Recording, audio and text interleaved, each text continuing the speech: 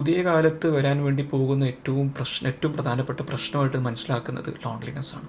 അപ്പോൾ ഈ അടുത്ത കാലത്ത് ഞാനിങ്ങനെ കുറ്റിച്ചിറയിൽ ഇങ്ങനെ ഇരിക്കാൻ പറ്റിയ സ്ഥലമുണ്ട്.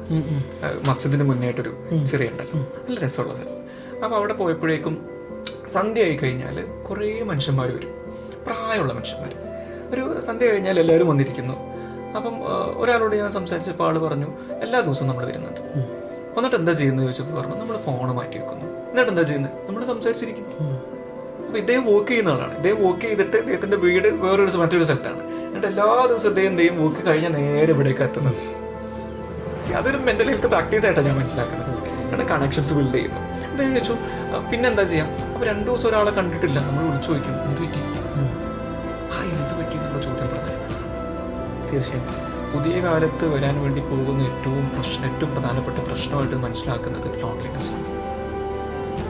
ആ ലോൺലിനെസ് നമ്മൾ മറികടക്കേണ്ടത് ഇത്തരം സദസ്സുകൾ ക്രിയേറ്റ് ചെയ്തിട്ടാണ്, ഇത്തരം ഇരുത്തങ്ങൾ ക്രിയേറ്റ് ചെയ്തിട്ടാണ്, ഇത്തരം ഇടങ്ങൾ ക്രിയേറ്റ് ചെയ്തിട്ടാണ്.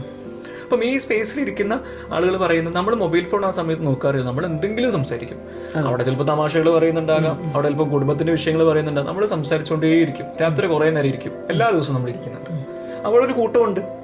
ഒരാൾ പറഞ്ഞു, ഇതൊരു ആശ്വാസമാണ്, ഇതൊരു സമാധാനമാണ്. അപ്പം ഇതേ സ്പോട്ടിൽ ഞാൻ നോക്കിയപ്പോഴേക്കും പുതിയ കാലത്തെ മനുഷ്യന്മാരുണ്ട്. അപ്പൊ ഈ പുതിയ കാലത്തെ മനുഷ്യന്മാർ, കുട്ടികൾ എന്താന്ന് വെച്ച് കഴിഞ്ഞാൽ അവർ ഇരിക്കുന്നുണ്ട്. പക്ഷെ രസകരമായ ഒരു കൗതുകം ഉണ്ടാക്കുന്ന കാര്യം എന്ന് വെച്ച് കഴിഞ്ഞാൽ അവർ സംസാരിക്കുന്നില്ല, മറിച്ച് ഒരു ഗെയിം കളിക്കുക ചെയ്യും. ഗെയിം കളിക്കുന്നത് മോശമാണെന്നല്ല ഞാൻ പറയുന്നത്. ഒരു എന്റർടൈൻമെന്റിന്റെ ഭാഗമായിട്ട് ഗെയിം കളിക്കുന്നതൊക്കെ നല്ലതാണ്. കുറെ സ്കിൽ ഡെവലപ്പ് ചെയ്യുന്ന ഗെയിമൊക്കെ അവൈലബിൾ ആണ്. പക്ഷെ എന്ത് ചെയ്യുന്നില്ല, സംസാരിക്കുന്നില്ല, കണക്ട് ചെയ്യുന്നില്ല. നിനക്ക് എന്താ നിന്റെ വിശേഷങ്ങൾ, എങ്ങനെയുണ്ട് കാര്യങ്ങളൊക്കെ, എങ്ങനെ പോകും? ഇതൊന്നും അധികം സംസാരിക്കാൻ അവർക്ക് സമയം കിട്ടുന്നില്ല. മറിച്ച് അവർ ഇരുന്നിട്ട് ഇങ്ങനെ ഗെയിം കളിക്കുക മാത്രമാണ് ചെയ്യുന്നത്.